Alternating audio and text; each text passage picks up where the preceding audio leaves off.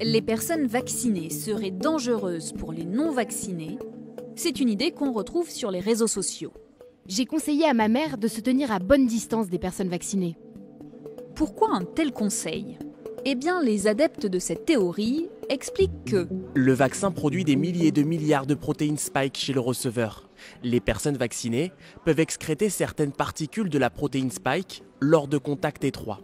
Alors déjà, la protéine spike, c'est quoi ? C'est une protéine que l'on retrouve à la surface du virus du Covid-19 et qui lui permet de pénétrer nos cellules. Après la vaccination, nous sommes en effet porteurs de la protéine spike. Car c'est au contact de cette protéine que notre système immunitaire va apprendre à produire les anticorps adaptés pour être protégé à l'avenir. Mais ce qui est important de comprendre, c'est que la protéine spike n'est qu'une petite partie du virus. Et puisque ce n'est qu'une partie du virus, cette protéine ne peut pas rendre malade. Et surtout, elle ne peut pas se reproduire ni se transmettre, à la différence du virus complet. Une protéine en soi n'est pas transmissible, c'est exceptionnel. Les seules protéines transmissibles qu'on connaît n'ont rien à voir avec ça. Cette protéine, une fois qu'elle est produite, elle va être reconnue par notre système immunitaire et elle va être éliminée. Elle n'a pas la capacité de se multiplier chez quelqu'un.